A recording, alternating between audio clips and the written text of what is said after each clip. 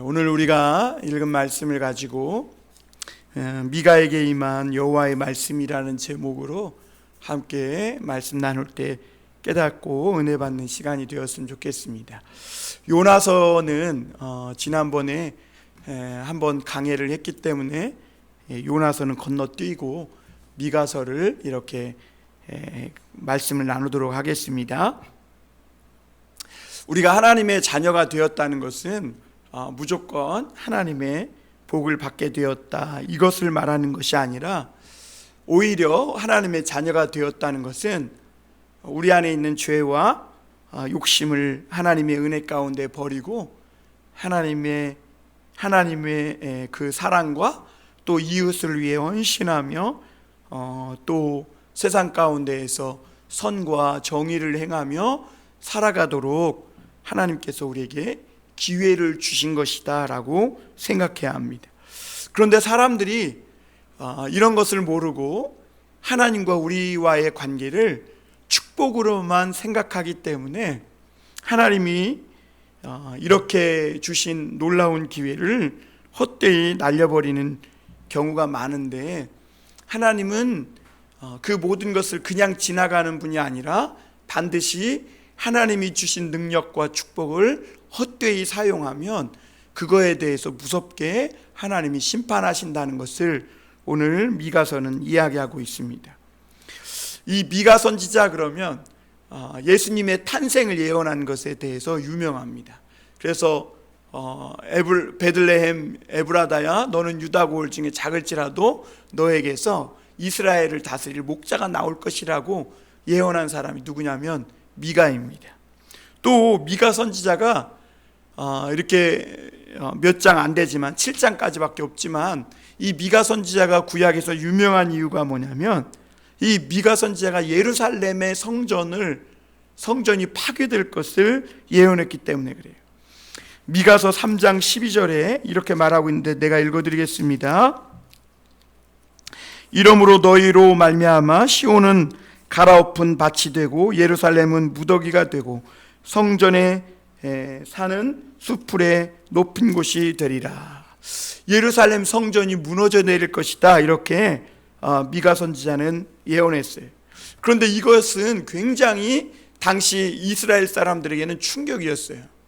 왜냐하면 예루살렘의 성전은, 당시 사람들은 이 예루살렘 성전이 하나님의 성전이라고 생각해서 절대로 이 예루살렘 성전을 감히 저주할 수도 없고, 또 성전 안에 하나님이 계시기 때문에 절대로 무너져 내리지 않을 것이다, 이렇게 생각했기 때문에 그래요. 그래서 예루살렘을 감히 저주하거나 예루살렘이 무너질 것이다 이렇게 막 예언하면 그 사람을 신성모독죄로 잡아다가 때리기도 하고 가두기도 하고 심지어 죽이기까지 했던 것도 볼 수 있습니다. 그런데 놀라운 사실은 이후에 예레미야도 이 예루살렘 성전이 무너질 것이라고 예언합니다. 그래서 그때 당시에 종교 관리들이 예레미야를 잡아다가 가두고 막 구덩이에 빠치고 때렸습니다. 그래서 죽이려고 했었는데, 그래도 몇몇 사람들이 이전에 미가 선지자도 예루살렘 성전에 대해서 무너질 것을 예언했지만 그를 죽이진 않았다. 그래가지고 예레미야도 죽이지 않고 살게 되는 것을 보게 됩니다. 그런데 신약에 오면요, 예수님도 예루살렘 성전이 무너질 것이라고 예언했어요. 예수님은 돌 위에 돌 하나 남지 않고 다 무너져 내릴 것이다, 이렇게 말씀하셨어요. 그리고 사도행전에 가면 스데반 집사도 이제는 예루살렘 성전이 더 이상 필요하지 않다라고 말씀을 전했다가 돌에 맞아 죽었어요. 왜냐하면 신성모독죄고 하나님이 계신 성전을 저주했다 그래서 사람들에게 돌에 맞아 죽은 겁니다. 그래서 오늘 이 미가서를 읽어보면요, 굉장히 종교개혁적이에요. 그러니까 그동안 종교가 하나님을 믿는다고 하지만 사람들이 축복받는 것은 좋아하지만 삶에 있어서는 전혀 변화가 없고, 짓던 죄 그대로 짓고 잘못 행한 거 그대로 계속 잘못하고 뭔가 새로운 변화가 없는 거에 대해서 이 미가 선지자는 마치 21세기의 17세기의 마틴 루터처럼 굉장히 당시 하나님의 백성들이 믿던 이 여호와의 신앙에 대해서 돌이킬 것을 주장하고 있음을 보게 됩니다.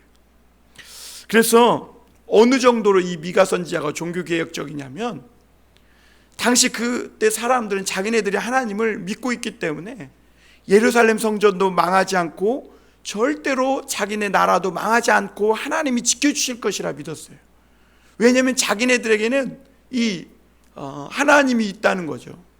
그런데 미가 선지자는 북이스라엘이 망할 것이고 유다도 지금 이대로 이스라엘이 가는 길을 쫓아가다가는 유다 너도 망할 것이다. 아주 직설적으로 강한 예언을 했음을 보게 됩니다. 우리가 아모스서를 읽어보면 굉장히 거칠고 강해요. 그래서 말씀을 읽을 때 불편한 것이 사실이에요. 듣기가 힘들어요. 그런데 미가는요 더합니다. 미가 선지자는 그 말씀을 읽어보면 그동안 이스라엘 백성들이 굳게 믿고 있던 것들을 다 부셔버려요. 그리고 그 기초를 드러낸다고 말씀하고 있어요. 그리고 그것들을 얼마나 세련되고 아름다운 문장으로 표현했는지 이 미가서를 읽다 보면 정말 입이 떡 벌어질 정도이고, 그리고 정말 하나님의 말씀을 듣지 않으면 망하겠구나 하는 생각이 들 정도입니다. 먼저 우리가 오늘 미가에게 하나님의 말씀이 임했다고 했는데 이 말씀이 얼마나 중요한지를 먼저 생각해 봐야 합니다. 미가 선지자는 자신이 어느 시대에 어떤 사람들을 대상으로 하나님께서 말씀을 주셨는지를 밝히고 있는데, 오늘 1절 말씀 한번 다시 보겠습니다. 유다의 왕들 요담과 아하스와 히스기야 시대의 모레셋 사람 미가에게 임한 여호와의 말씀, 곧 사마리아와 예루살렘에 관한 묵시라, 이렇게 말했어요. 그러니까 이 미가 선지자가 예언하던 시대는요 요담과 아하스와 히스기야 시대예요. 그러니까 남유다의 왕들을 기준으로 하고 있어요. 왜 남유다의 왕들을 기준으로 어느 시대에 활동했던 선지자인지를 밝히고 있냐면, 남유다에게 하나님께서 정통성을 주셨기 때문에 그래요. 북이스라엘은 그 시작부터가 금송아지를 섬기고 여로보암이 잘못된 길로 이스라엘 백성들을 끌고 갔기 때문에 하나님은 북이스라엘에 대해서 인정해 주시지 않았었어요. 그래서 하나님께서 인정해 주시는 남유다의 왕들, 어떤 왕들 때 이 미가 선지자가 활동했느냐, 그걸 토대로 미가 선지자의 활동 시대를 요담, 아하스, 히스기야 세 왕들이 바뀌어지는 동안 이 미가 선지자가 활동했음을 보게 돼요. 그럼 누구를 대상으로 했느냐? 오늘 거기 보니까 사마리아와 예루살렘에 관한 묵시라. 사마리아는 어디냐면 북이스라엘의 수도예요. 그러니까 지금 이 이스라엘도 원래는 한 나라였고 같은 하나님을 섬기고 있었는데요, 솔로몬 때 솔로몬이 굉장히 폭정을 했거든요. 그러니까 그 아들 르호보암 때에 가서 많은 이스라엘 백성들이 아버지가 이 솔로몬이 혹독하게 정치를 했던 것에서 조금 더 풀어달라고 이렇게 요청을 해요. 그랬더니 르호보암이 그 말을 들어주면 좋은데 자기와 같은 젊은 사람들에게 조언을 얻은 다음에 뭐라고 답하냐면, 우리 아버지가 새끼손가락, 그러니까 우리 아버지 솔로몬이 새끼손가락이면 나는 굵은 엄지손가락이라고, 그러면서 조금 편안하게 살 수 있도록 해달라는 이 백성들의 요청을 마치 자신이 만만해 보이고 또 자신이 이 솔로몬을 이어서 왕이 된 거에 대한 그 인정하지 않는 것 같은 이런 느낌을 받았는지 이 르호보암이 오히려 더 전갈채찍으로 너희를 다스릴 것이다, 이렇게 함으로 말미암아 이스라엘도요 북이스라엘과 남유다로 우리나라처럼 둘로 쪼개져 버려요. 그래서 북이스라엘이 10지파가 한 나라가 이루게 되고 남유다는 유다와 베냐민 두 지파가 한 나라를 이루게 돼요. 그러니까 북이스라엘은 10지파니까 남유다의 규모가 5배나 큰 거죠. 그리고 남북이스라엘의 첫 번째 왕은 여로보암, 느밧의 아들 여로보암인데, 이 여로보암이 누구냐면 솔로몬 밑에서 그 성전과 왕궁을 건축할 때 감독관으로 솔로몬이 볼 때에 이 여로보암이 굉장히 성실해요. 이 여로보암은 과부의 아들이었거든요. 어떻게 보면 그 출신도 배경도 굉장히 천한 사람이에요. 그런데 굉장히 성실하고 아주 열심히 일하는 사람이어서 솔로몬이 감독관을 삼았는데, 이 여로보암이 굉장히 사실은 알고 보니까 이 불만이 많았던 거예요. 그래서 여로보암이 이 불만이 많은 10지파를 규합해서 이 북이스라엘 나라를 세우는데, 나중에 북이스라엘 사람들이 성전이 남유다 예루살렘에 있으니까 하나님을 믿는 백성들이 절기 때, 우리나라 말로 말하면 명절 때죠, 이 예루살렘으로 넘어갈까봐, 남유다로 가서 거기에 왕들에게 마음을 뺏길까봐 우상을 세우고 그 우상을 섬기게 해요. 그래서 이 북이스라엘이 하나님에게서 굉장히 진노를 받게 되는 것을 보게 됩니다. 그러니까 이 사마리아는 곧 북이스라엘의 수도를 말하고 있는 거예요. 그래서 미가 선지자의 말씀은 이 사마리아와 예루살렘, 남유다의 수도인 예루살렘, 그러니까 북이스라엘과 남유다에 관한 말씀을 받은 것이죠. 먼저 우리가 1절에서 본 바와 같이 이 미가는 이 북이스라엘과 남유다에 대해서 하나님께서 이 미가를 통해 너희가 종교 믿는 신앙을 개혁하지 않으면 하나님이 큰 심판이 있을 것이라고 이렇게 말씀을 전하고 있는가 하면, 소선지서의 첫 번째 책은 호세아예요. 우리 좀 오래됐지만 호세아 말씀 나눴잖아요. 호세아 말씀에서 가장 중요하게 떠올랐던 단어가 고멜인데, 왜 그러냐면 호세아는 이스라엘 백성들이 하나님을 버리고 우상을 따라가는 것을 바람난 여자 고멜을 비유해서 말씀하고 있어요. 그리고 요엘은 뭐예요? 메뚜기 재앙이 떠오르잖아요. 그렇죠? 요엘은 하나님께서 이 요엘에게 뭐라고 말씀하시냐면, 장차 메뚜기 재앙, 전무후무한 메뚜기 재앙이 올 거라는 거예요. 그래서 만약 이 메뚜기 재앙이 너희에게 다가오고 있는데, 만약 너희가 하나님 앞에 나와 회개하면 이 메뚜기 재앙을 물리쳐 주시고 오히려 하나님께서 만민에게 하나님의 신을 부어주시겠다. 그것이 요엘서의 내용의 골자예요. 그리고 아모스서는 뭐예요?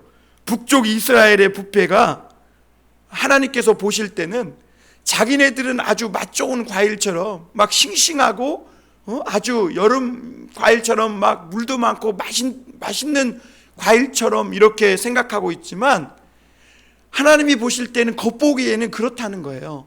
그런데 여름 과일처럼 너무 익은 과일이어서 겉으로는 싱싱해 보이고 맛있는 과일처럼 보이지만 그 속은 썩어 곪아가지고 버릴 수밖에 없는 그런 과일과 같다. 그래서 하나님은 다림줄 환상을 아모스에게 보여줬어요. 다림줄이 뭐라 그랬어요? 이게 줄에다가 줄을 달아가지고 높은 곳에서 밑으로 내리면 어떻게 해요? 반듯하게 줄이 서죠. 옛날에 벽돌을 쌓을 때 이 벽돌이 삐뚤르게 쌓지나 반듯하게 쌓지나 그것을 볼 때 사람이 눈대중으로 쌓으면 반듯한 것 같아도 나중에 보면 삐뚤게 돼 있거든요. 그러니까 다림줄을 놓고 그 줄에 맞춰서 벽돌을 쌓았어요. 그런데 하나님이 그 벽돌을 가지고 이스라엘 성전에 이렇게 다려보니까 삐뚤어진 거예요. 하나님이 결국은 아모스를 통해 뭐라고 말씀하는 거예요? 다림줄로 대봤을 때 삐뚤어지고 기울어진 집은 부실공사이기 때문에 무너뜨릴 수밖에 없다. 이렇게 말씀하고 계신 것이죠. 그리고 요나서는요, 지난번에 말씀 나눴는데, 요나서는 원래 하나님께서 니느웨 성읍에 가서 하나님의 말씀을 전하라고 했는데, 이 요나가 불순종하고 그 반대 방향 다시스로 가는 거예요. 그런데 하나님께서 다시스로 간 배에게 큰 풍랑을 보내서 요나를 물에 빠지게 하고 물고기 뱃속에서 3일간 회개한 후에 이 요나가 다시 하나님께서 물고기 뱃속에서 꺼내주셨을 때 니느웨에 가서 하나님의 말씀을 전했는데, 니느웨 백성들로 왕들부터 시작해서 심지어 짐승까지 다 하나님 앞에 회개하고 하나님께 구원을 받은 그런 내용이에요. 그것은 뭘 얘기하고 있냐면, 하나님은 이방 백성 니느웨가 회개하고 돌아왔을 때 용서하신 것처럼 이 하나님의 백성인 이스라엘 백성이 말씀을 듣고 돌이킬 때 너희는 절대 망하지 않고 구원받을 것이다 라는 것을 보여주고 있는 거죠. 이렇게 소선지서 말씀이 12권으로 되어 있는데요, 말씀 하나하나를 보면 얼마나 다양하고 하나님의 말씀이 얼마나 독특하고 빼어나고 아름다운지 몰라요. 오늘 다시 말씀으로 돌아와서 이스라엘 사람들은요 비슷한 이름이 많아요. 우리나라도 그렇죠. 해나라는 이름도 엄청 많아. 그래서 이스라엘 백성들은 그 사람 이름을 부를 때 누구의 아들 혹은 지명을 붙였어요. 어디 사람. 그래서 오늘 이 미가 선지자도 모레셋 사람 미가 이렇게 말하고 있어요. 엘리야는 디셉 사람 엘리야라고 말하고 있거든요. 그러니까 여기서 이 모레셋 사람 미가라고 할 때, 여기서 모레셋은 또 다른 곳에서는 가드 모레셋이라고 그래요. 가드는 어느 나라 도시냐면 블레셋의 도시거든요. 그러니까 이 모레셋이라는 이 유다 땅이 이 블레셋의 통치 아래 있었음을 보게 되는 것을 말하고 있는 것이죠. 그러니까 이 유다가요, 이 모레셋은 유다 중에서 가장 유다답지 못하고 이민족의 지배를 가장 많이 받았던 그런 상처와 아픔이 많은 곳이에요. 그런데 그런 곳에서 오늘 하나님은 강력한 하나님의 메시지를 전하는 선지자를 나오게 하신 것이죠. 그 미가는 이 요단부터 히스기야까지 이렇게 말씀을 전했는데, 히스기야 시대의 북이스라엘은 망해요. 그러니까 사실은 이게 북이스라엘에게 말씀을 전하고 있는 것 같지만 사실은 북이스라엘은 히스기야 때 망했기 때문에 결론적으로는 아직까지 망하지 않고 그나마 살아있는 유다를 향해 말씀을 전하고 있는 것이죠. 사실 이 북이스라엘은요 유다와 같은 하나님을 섬겼고 같은 민족이에요. 그리고 유다보다 규모가 5배는 커서 항상 유다보다 앞서 있었던 곳이 북이스라엘이었어요. 그런데 그 북이스라엘이 아수르의 공격을 이기지 못하고 망한 거예요. 그러니까 유다에게는 이게 굉장히 큰 충격이야. 왜? 유다는 늘 북이스라엘을 부러워하고 있었거든. 자기들은 하나님의 말씀이 있고 기도가 있고 예배가 있으면서도 자기들보다 더 잘 살고 부강하고 큰 이 이스라엘이 항상 부러웠던 거죠. 그래서 한창 잘 나가던 북이스라엘은 절대 망하지 않을 것 같았어요. 그런데 어느 날 갑자기 한참 승승장구하고 있던 이 북이스라엘이 갑자기 아수르의 공격을 받아 망해버린 거예요. 그런데 미가 선지자는요 유다가 볼 때처럼 북이스라엘이 갑자기 망한 것이 아니라는 거예요. 이미 북이스라엘은 지금 겉으로는 막 승승장구하고 잘 나가고 있는 것 같았지만 이미 오랫동안 잘못된 길을 가고 있어서 썩을 대로 썩었다는 거예요. 아모스 선지자의 말씀처럼 그 겉은 싱싱해 보이는 과일 같지만 그 속은 이미 완전히 다 썩어서 버릴 수밖에 없는 그런 상태에 있었다고. 그리고 유다 너도 이 이스라엘이 지금 가고 있던 그 방향에서 돌이키지 않으면 너도 그렇게 망한다라고 말씀하고 있는 거예요. 여러분, 하나님의 사람들은요 답답해 보일 정도로 하나님의 말씀을 또 하나님이 우리에게 주신 이것들을 잘 지켜야 돼요. 내가 좀 뭐라 그럴까, 이 지루하고 따분하다고, 또 마음에서 괜히 싫어진다고 하나님이 우리에게 주신 것을 놓치고 살면요, 결국에는 그것이 가장 사람의 인생에게 위험한 것이 돼요. 사람에게 잘 보이려고 하는 것보다 더 위험한 것이 없어요. 사람은 하나님에게 잘 보여야 돼요. 여러분, 이 일본의 어떤 작가가 미움받을 용기, 이런 책을 줬잖아요. 여러분, 사람들의 요구는요 너무나 다양해요. 사람들의 요구를 다 들어주면 결국 내 인생은 어디로 가요? 산으로 가요. 사람들에게는요 때때로 미움받아도 돼. 왜냐하면 그 사람이 내 인생 대신 살아주는 거 아니거든. 우리가 절대로 그러나 미움받지 말아야 될 분이 계신데, 그분이 누구예요? 하나님이세요. 사람에게 잘 보이려고 하는 것보다 그래서 더 위험한 것이 없어요. 사람들은 항상 궁금한 것이 있는데, 그것이 뭐냐면, 내가 이대로 살면 미래에 또는 또 내일 또 내 행복이 보장될 수 있을까 하는 것이 가장 궁금해해요. 그래서 예수님 믿는 사람들도 어떤 큰 일을 앞두고는 점치고 싶다는 거예요. 예를 들면 뭐 자식이 수능을 본다든지, 대학 입학 시험을 앞두고 있다든지, 뭐 직장 취업을 두고 있다든지, 그러면 또는 결혼을 앞두고 있다든지, 그러면 예수님 믿으면서도 미래가 궁금해가지고 자꾸 점치고 싶어 한다는 거예요. 막 사주팔자를 보고 싶어 하고. 왜냐하면 내가 이대로 살면 내 미래가 행복할까? 내 미래가 환하게 문이 열릴 수 있을까? 이게 너무너무 사람에게는 궁금한 거야. 그런데 그에 대해서 미가 선지자는 뭐라고 얘기하고 있는 거예요? 세상의 말을 다 듣지 말라는 거예요. 하나님의 말씀을 들으라는 거예요. 왜냐? 하나님의 말씀 안에 우리 인생에 미래가 있고 장래가 있다. 우리 인생길이 하나님의 말씀 안에 있다는 거예요. 그래서 오늘 2절에서 백성들아 너희는 다 들을지어다 반복하고 있어요. 왜 그러냐면 안 듣는 거야. 우리의 인생의 길이 하나님 말씀에 있는데 안 믿어요. 안 들어요. 그러니까 미가 선지자가 2번이나 강조해서 반복해서 들을지어다. 신명기에도 보면 모세가 이스라엘아 들으라 그랬어요. 들으라. 여러분, 들어요. 귀로만 듣지 말고 마음으로 들으라고. 오늘 하나님의 말씀을 마음으로 들어야 돼. 이게 굉장히 중요해요. 여러분, 이스라엘 백성이요 애굽만 떠나면 잘 살 줄 알았어요. 그런데 조금 가다 보니까 홍해가 가로막고 있는 거예요. 뒤에는 애굽 군대가 쫓아와요.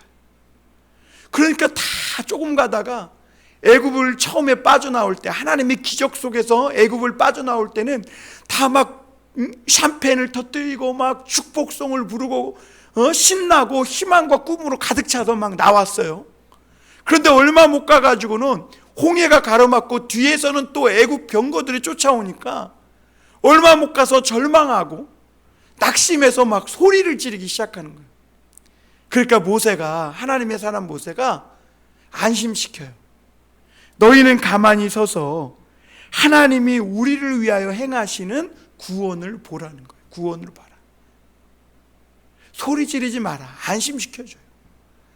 그 홍해 앞에서 뒤에는 애국 군대가 쫓아와서 영락없이 죽었다고 생각하고 우리에게 더 이상 미래는 없고 행복은 없다 절망하던 이 백성들에게 너희의 미래는 하나님이시고 하나님은 그 하나님을 믿고 바라보는 자에게 구원의 길을 여시는 것을 한번 봐라. 이렇게 하면서 백성을 안심시키고 있는 것을 봐요. 그리고 하나님은 그들의 믿음대로 홍해 바다를 열어서 길을 내시고 그 길로 걸어서 이스라엘 백성들을 살려주신 것을 보게 됩니다.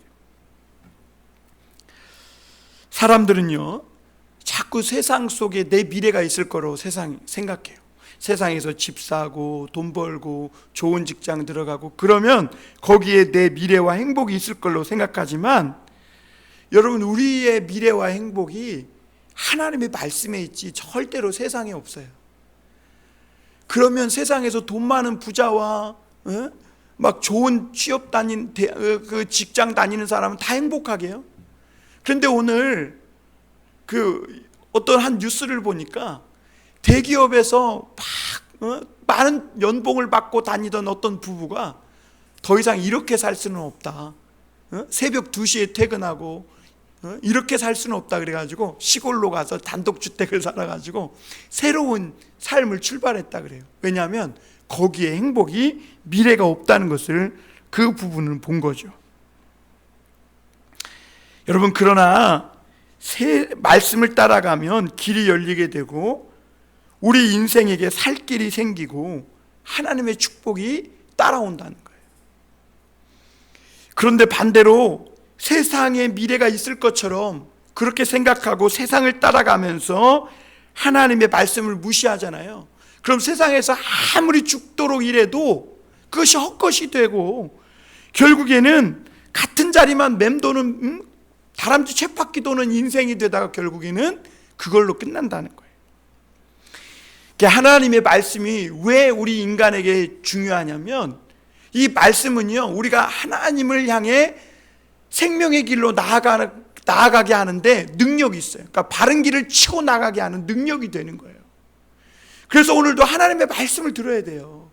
그래야 인간이 죄를 이기고 생명의 길로, 축복의 길로 나갈 수 있는 능력이, 에너지가 거기서 나오는 거예요. 세상에서 죽음의 소리만 잔뜩 듣다 보면 그냥 같은 자리만 빙글빙글 돌다가 그 자리에서 끝나요, 인생이. 그러나 하나님 말씀을 들으면요, 내 안에 있는 죄, 내 인생을 망하게 하는 이런 유혹들, 죄의 본성들을 극복하고 그 거센 세상의 물결과 죄악의 파도를 뚫고 하나님이 주시는 생명과 축복의 길로 나아갈 수 있는 동력이 거기서 생긴다는 거죠. 오늘 말씀에 보면 미가는 사마리아와 예루살렘에 관한 묵시라고 했어요. 그러니까 미가 선지자 말대로 결국엔 사마리아는 얼마 못 가서 망해요. 사마리아가 어디라 그랬어요? 북이스라엘의 수도라 그랬어요. 그래서 여로보암이 북이스라엘을 세운 후에 그 아들이 사마리아를 건축하는데 얼마나 튼튼하게 짓는지, 이 사마리아는 요새와 같아서 절대 망하지 않을 것 같았어요. 그런데 오늘 미가 선지자의 예언대로 이 사마리아가 망하게 돼요. 2절 한번 다시 볼까요? 백성들아, 너희는 다 들을지어다. 땅과 거기에 있는 모든 것들아, 자세히 들을지어다. 주 여호와께서 너희에게 대하여 증언하시되 곧 주께서 성전에서 그리하실 것이라, 이렇게 말씀했어요. 여러분, 하나님은요, 온 세상에 심판하시는 하나님이세요. 그래서 하나님의 말씀은요, 온 세상에 하나님을 믿는 사람이든 믿지 않는 자든, 심지어 세상에 있는 나무나 자연도 하나님의 말씀을 들어야 돼요. 왜냐? 하나님의 말씀이 온 세상에 영향을 끼치기 때문에 그래요. 하나님의 말씀에 세상이 영향을 받아요. 여러분, 세상은요, 인간의 계획이나 노력대로 되는 게 아니라 결국엔 하나님 말씀대로 돼요. 그래서 하나님의 말씀을 땅에 있는 모든 것들이 들어야 한다. 미가 선지자는 그렇게 선포하고 있는 거예요. 그리고 오늘 말씀의 중요한 것이 뭐냐면, 주께서 성전에서 그리하실 것이라고 했어요.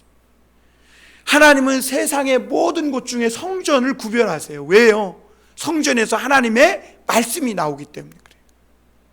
하나님은 온 세상 사람들 가운데 하나님의 자녀들을 아주 편파적일 정도로 구별하세요.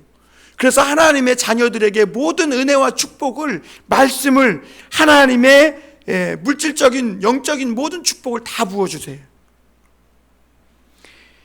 왜 그러냐면, 너희가 세상의 두려움과 걱정, 염려를 벗어버리고 한번 전심으로 힘껏 하나님만 믿고 하나님의 뜻대로만 살아보라는 거예요. 그래서 그 구원의 길을 여는 개척자들이 되라는 것이죠. 그런데 하나님의 그 모든 축복, 그 하나님의 모든 백을 등에 업고도 하나님의 자녀답게 살지 못할 때 하나님의 자녀들은 어떻게 되는 거예요? 세상에서 가장 불쌍한 사람들이 되고 세상 사람 앞에서 망신과 수치를 당하게 되는 거예요. 오늘날 교회와 하나님의 성도들이 왜 수치를 당하는가?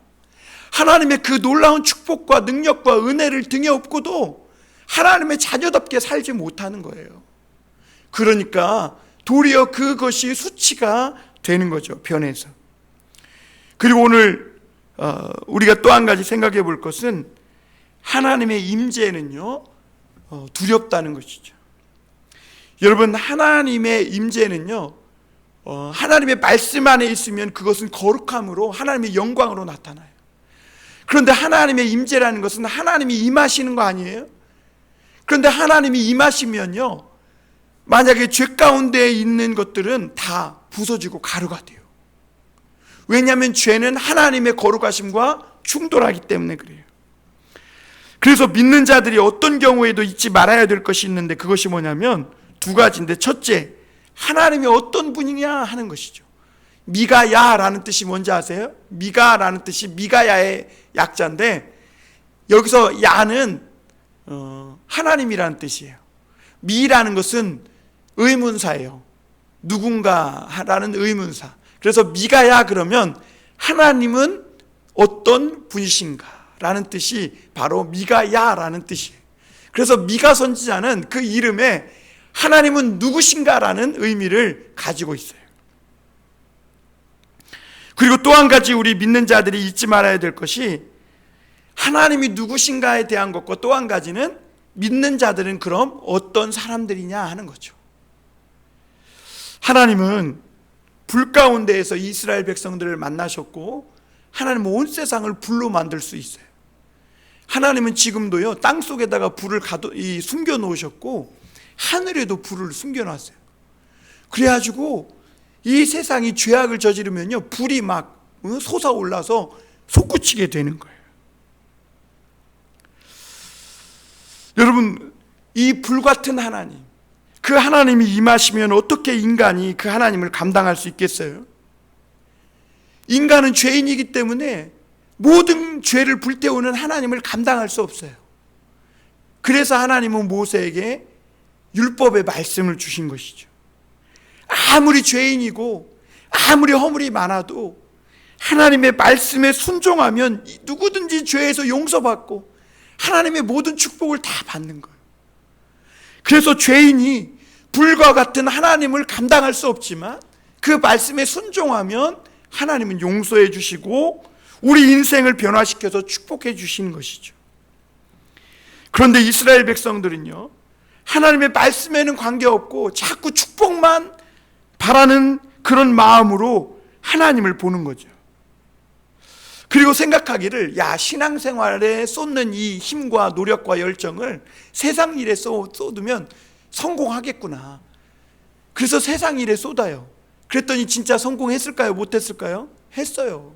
그래서 북이스라엘은 굉장히 부흥했고 부유해졌어요. 그런데 그들이 하나 놓치고 있는 것이 있었는데 그게 뭐냐면 하나님께서 그들이 하나님의 말씀과 하나님을 잊어버리고 하는 성공은 모래성과 같다라는 이것을 그 이스라엘 백성들이 잊어버린 것이죠. 오늘 3절에 보면 이렇게 말해요. 여호와께서 그의 초소에서 나오시고 강림하사 땅의 높은 곳을 밟으실 것이라. 여러분, 인간들이요 하나님이 가만히 죄를 짓고 막 자기 마음대로 교만하게 행동하고 세상에서 막 성공하기 위해서 남의 것 빼앗고 거짓말하고 사기치고 거짓 저울을 갖고 그렇게 해서 성공하고 교만해져도 하나님이 가만히 있으니까 이방인들이 세상이 하나님을 잊어버릴 뿐만 아니라 하나님의 사람들조차 하나님을 잊어버린 거예요.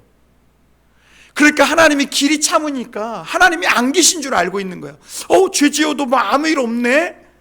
내가 이렇게 나쁜 짓 해도 목사님 맨날 심판 받는다더니 아무 일도 없는데 이러면서 계속 죄를 져요. 세상에서 뭔가 더 많은 것을 얻고자, 내 욕심대로 살고자 죄를 지으면 남의 것을 빼앗고 거짓말하고 해도 아무 일도 없으니까 그냥 괜찮은 줄 알고 그렇게 살아요. 그런데 오늘 말씀해 보니까 드디어 하나님이 처소에서 나온다. 그리고 높은 곳을 밟겠다. 마치 자기가 하나님인 것처럼, 세상에 자기밖에 없는 것처럼 살던 그런 이스라엘을 하나님이 처소에서 나오자마자 가장 먼저 하나님과 가까이 겸손히 살아야 할 이스라엘이 하나님을 잊고 하나님이 없는 분처럼 교만하여 살았기 때문에 그 이스라엘을 하나님이 사마리아의 높은 곳을 밟겠다 이렇게 말씀합니다. 사실 사마리아는 자기 힘으로 꾀로 노력해서 성공했고 주변의 나라들이 함부로 대하는 그런 부강한 나라가 되었어요. 그런데 하나님께서 진노하니까요, 어느 날 갑자기 하나님께서 높아진 사마리아를 밟으니까 어떻게 되는 거예요? 망하는 거예요. 바닷가에서 모래성을 쌓고 한번 밟아봐요. 어린애가 밟아도 모래성은 어떻게 돼요? 무너져 버리는 거예요. 그러니까 하나님은 하나님 없이 세상에서 성공한 것은 모래성과 같다는 거예요. 아무것도 아니라는 거죠. 그래서 4절에서 미가 선지자는 이렇게 말합니다. 그 아래에서 산들이 녹고 골짜기들이 갈라지기를 불 앞에 밀초 같고 비탈로 쏟아지는 물 같을 것이니. 여러분, 양초가 단단해 보이지만 거기에 불을 켜면 어떻게 돼요? 초가 아주 맥없이 흘러내려요. 물처럼 흘러내려요. 물처럼. 지금은 하나님이 가만히 계시니까 자기들이 초처럼 단단한 것 같고 딱딱한 것 같지만, 불이신 하나님이 한번 나타나시면 양초처럼 흘러내리는 거예요. 하나님의 임재는 그렇게 불과 같다는 거예요. 마치 불이신 하나님이 나타나면 용암이 흘러내리면 어떻게 돼요? 바위도 녹아버려요. 마치 막 마귀가 핥힌 것처럼 시커멓게 세상이 변해버린다고, 다 타버리고 참혹해지는 거예요. 하나님께서 이 불로 임재하시니까 이스라엘 이 나라 전체가 흔적도 없이 사라지게 되고, 그리고 망하게 되는 것을 보게 돼요. 여러분, 우리도 그러한 하나님의 심판이 임하지 않도록 어떻게 해야 돼요? 사명을 다해야 되는 거예요. 그 사명을 하는 사람들이 누구냐? 하나님의 백성들이라는 거죠. 오늘도 여러분, 하나님을 믿는 자들의 사명이 뭐예요? 내가 축복받고 내가 잘 되는 것이 아니라 세상에 이런 하나님의 두려운 임재, 불같이 임하는 심판의 하나님이 임하지 않도록 그 죄를 위해 막아서서 기도하고 하나님을 예배하고 하나님의 말씀을 전하는 것이죠. 마지막으로 한 가지 더 보면, 이스라엘의 허물에 대해서 미가 선지자가 하나님께 말씀을 받았다고 말합니다. 5절 한번 보겠습니다. 이는 다 야곱의 허물로 말미암음이요 이스라엘 족속의 죄로 말미암음이라. 야곱의 허물이 무엇이냐? 사마리아가 아니냐? 유다의 산당이 무엇이냐? 예루살렘이 아니냐? 이렇게 말해요. 여러분, 하나님을 믿는 사람들에게 어려움이 생기는 가장 핵심적인 이유는 그들의 죄 때문이고 허물 때문이에요. 이스라엘이 가나안 땅에 들어와서 노력을 참 많이 했습니다. 그럼에도 그 이스라엘이 망해서 흔적도 없이 사라진 것은 이스라엘이 정책을 잘못 세운 것도 아니고 정치적 판단을 잘못 내린 것도 아니에요.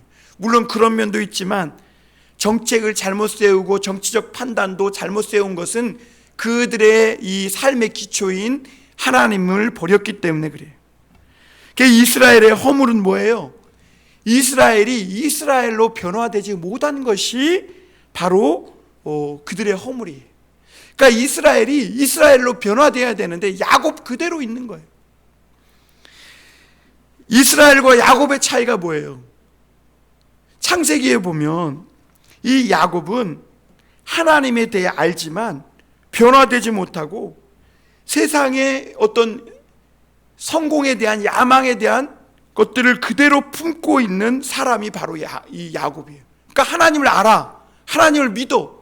그런데 하나도 변화되지 못한 거예요. 그 사람이 누구예요? 야곱이에요. 그 하나님은 야곱을 분명히 큰 자가 작은 자를 섬기리라는 말씀을 가지고 태어나게 했어요.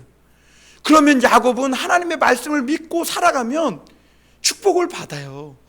근데 야곱이 성공에 대한 어떤 야망을 버리지 못한 거예요. 하나님의 말씀을 믿지 못한 거예요. 그래가지고 형도 속이고 팥죽 한 그릇에 형도 속이고 아버지도 속이고 그래가지고 축복을 자기 힘으로 가로채. 그러니까 어떻게 되는 거예요? 결국은 쫓기게 되는 거예요. 도망치게 되는 거예요. 그때 하나님은 베델에서 야곱을 만나 주셔서 약속해 주셨어요. 그런데 이 말씀을 또 믿지 못하고 삼촌 라반의 집에 가서 이 라헬과 결혼하고 싶은 욕심 때문에 스스로 종의 계약을 맺고 결혼을 해요. 그리고 야곱은 자기 머리와 열심으로 열심히 해서 성공은 해요. 그런데 성공해서 고향 땅으로 돌아오는 길에 야복강을 건너지 못해. 왜? 에서가 옛날에 속이고 형의 축복을 가로챈 것 때문에 죽이려고 기다리고 있거든. 칼 들고 400명의 군사를 데리고. 그러니까 야곱이 이대로는 절대로 야복강을 못 건너요. 왜냐하면 변화되지 못했기 때문에. 그래서 야곱은 하나님과 씨름해요. 하나님이 그때 또 찾아오셨거든요. 야곱을 변화시켜 주시려고. 그 야곱은 하나님과 막 씨름하는 거예요. 그런데 이 창세기에 보면 하나님이 야곱을 이기지 못했다 그랬어요. 하나님이 야곱을 어떻게 못 이겨요? 죄 때문에 못 이기는 거예요. 야곱이 자기 고집을 꺾을 의향이 없는 거예요. 자기는 이대로 살겠다는 거예요. 그러니까 하나님이 어떻게 하는 거예요? 야곱의 환도뼈를 쳐버려요. 환도뼈가 어디냐면 여기 엉치뼈거든요.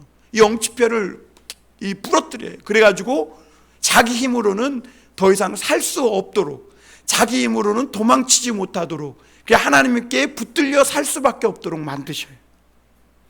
그리고 그때 야곱이 하나님 앞에서 울며 모든 것을 완전히 복종하며 하나님 앞에 축복해달라고 매달리게 되는 것을 보게 돼요.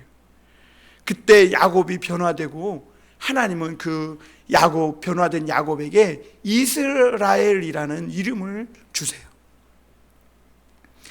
여러분, 야곱의 허물이 뭐라고 얘기하고 있어요? 사마리아라고 얘기하고 있어요. 그러니까 야곱이 변화되지 못하고 그냥 이스라엘로 계속 그냥 그대로 있다는 거예요. 사마리아는 하나님의 은혜가 아닌 인간적인 꾀와 욕망으로 축복을 받아보려고 한 인간적인 수단과 방법으로 세워진 성읍이에요. 그러니까 높아진 것이죠. 그러니까 이스라엘은 처음부터 이 사마리아를 세우고 금송아지를 거기다 갖다 놓고 이게 하나님이라고, 이걸 섬기라고 그렇게 하고 이 신상을 섬겼어요. 그게 무슨 말이냐면 뭐 하나님을 믿는 사람이 뭐 불교를 믿었다 이런 얘기가 아니에요. 하나님을 믿긴 믿어요. 그런데 하나님의 말씀대로 살지는 않겠다는 거예요. 이 송아지 신앙은. 하나님은 지금 저 불교 신자나 다른 종교 신자를 얘기하는 게 아니에요. 하나님의 백성인데 금송아지를 믿는 거예요. 그것은 하나님을 인정하긴 인정해요. 그러나 말씀을 믿고 말씀대로 살지 않겠다고 말하는 것을 이야기하는 거예요. 그러니까 야곱은 적당히 자기 머리와 하나님의 능력을 이용해서 자기 힘으로 잘 살아보겠다는 그 사람이 누구예요? 야곱이에요. 그런데 하나님의 진노가 말씀을 벗어난 그 야곱에게 임한다는 거죠. 그러니까 변화돼서 이스라엘로 바뀌지 않으면 결국엔 이 야곱은 죽을 수밖에 없고 에서의 손에 망할 수밖에 없는 거죠. 그래서 하나님은 6절에 보면 사마리아가 아무리 튼튼하게 돌로 요새처럼 지어졌지만 다 무너져서 돌무더기가 될 것이다 이렇게 말합니다. 그리고 7절에서 사마리아 사람들이 너무 똑똑하고 잘나서 하나님의 말씀을 적당한 거리에서 따라가요. 적당히 하나님의 말씀을 믿고 그렇게 살아서 세상에서 복을 많이 받은 것 같지만, 그러나 하나님의 말씀을 적당하게 믿고 성공하고 축복받은 것 같지만 그들에게서 뭐가 없어졌냐면 부흥과 은혜가 사라진 거예요. 하나님의 영적인 축복이 사라져버린 거죠. 그런데 놀라운 것은요, 영적 부흥이 없는, 하나님의 영적인 은혜가 없는 이스라엘은요, 죽은 이스라엘이라는 것이죠. 그리고 가장 먼저 심판이 나타나는 곳이 어디냐? 겉껍데기만 하나님을 믿는 백성이었던 그런 이스라엘과 같은, 살아있는 자 같으나 죽은 자 같은 사대교회와 같은 이런 이스라엘이지만 죽은 이스라엘들에게 하나님이 심판이 먼저 나타나는 거예요. 하나님은 오늘 미가를 통해서 막 아주 과격한 말씀을 하세요. 그게 뭐냐면 이 이스라엘의 사마리아의 성공과 축복이 실은 축복이 아니라 음행의 값으로 벌어들인 것이라는 거죠. 기생의 값이라는. 여러분, 가족은요, 아버지가 벌어오는 돈으로 생활을 해요. 뭐 자녀들이 아버지가 벌어오는 돈으로 생활하는 것을 미안해할 필요 없어요. 물론 요즘은 맞벌이를 많이 하지만 아내도 마찬가지죠. 아내도 일 안 하고 집에서 쉬어도 돼요. 남편이 벌어오는 돈으로 살면 되는 거예요. 그런데 아내가 돈을 벌어오겠다고 술집에 나가가지고 다른 남자 품에 안겨가지고 막 웃음을 팔며 술 팔며 막 돈을 한 다발씩 들고 집에 온다고 생각합시다. 남편이 좋아할까요? 어이구, 돈 많이 벌어오네. 가서 몸 많이 팔아갖고 돈 많이 벌어오라고 그럴 남편이 어디가 있겠어요. 집안을 뒤집어 엎어버리죠. 그것은 하나님은요, 성공도 아니고 축복도 아니라고 말씀하세요. 그래서 미가는 이 사마리아가 기생의 값으로 이 재물과 성공을 모았은즉 그것이 기생의 값으로 돌아가리라. 7절에 이렇게 말하죠. 7절 한번 다시 보겠습니다. 그 새긴 우상들은 다 부서지고 그 음행의 값은 다 불살라지며 내가 그 목상들을 다 깨뜨리리니 그가 기생의 값으로 모았은즉 그것이 기생의 값으로 돌아가리라. 우리는 수단과 방법만 가리지 않고 재물을 많이 모으면 그것이 다 내 것이 될 줄 알아요. 그러나 하나님은 절대 그렇지 않다 그래요.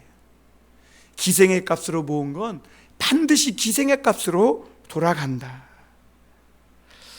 하나님의 자녀들은요, 세상에서 성공했다고 복받는 게 아니에요. 하나님의 자녀들의 성도는 하나님의 사명을 잘 감당해서 세상에 하나님의 진노가 임하지 않게 하는 삶을 살 때 그것이 성공한 진정한 삶이라는 거죠. 우리는 늘 죄짓고 허물이 많은 사람이어서 그냥 가만히 냅두면 자동적으로 죄악으로 기울어집니다. 그래서 오늘도 우리는 어떻게든 하나님의 말씀 붙들고 사는 것을 나의 복으로 삼겠다라는 결단과 각오를 해야 돼요. 그래서 음행의 값이 아니라 하나님이 주시는 진정한 축복을 받고 살겠다, 그런 각오를 해야 합니다. 왜냐하면 하나님이 주신 축복은 누구도 빼앗아가지 못하기 때문에 그래요. 하나님은 오늘도 우리를 잠잠히 기다리시는 것은 우리가 회개하고 돌아와서 이스라엘처럼 망하는 길로 가지 않게 되기를 위함입니다. 하나님이 내가 죄짓고 허물이 많은데도 오늘 당장 나를 심판하지 않는 것은 지금도 하나님이 나에게 기회를 주시는 것이고 돌아오라고 말씀하고 있는 거예요. 그러나 우리에게는요, 여전히 야곱의 기질을 갖고 있어요. 그래서 하나님은 오늘도 우리에게 도망치지 못하게 하려고 우리의 환도뼈를 부러뜨리고 하나님께 붙들려 살게 하시는 것이죠. 우리는 야곱처럼 세상에서 아무리 잘 사는 것 같지만 하나님의 말씀이 없으면 망하는 자 같다는 그런 고백을 하나님 앞에 드려야 합니다. 오늘 우리에게 이 하나님의 임재와 큰 영적 부흥을 하나님께 주셔서 우리가 우리 안에 있는 내 인생을 망하게 하는 이 야곱의 죄악, 이 야곱의 죄악의 본성과 이 허물을 이기고 심판하는 능력이 우리에게 있게 해달라고 하나님 앞에 나아가는 저와 우리 모든 성도들이 되시기를 주님의 이름으로 축원합니다. 기도하겠습니다.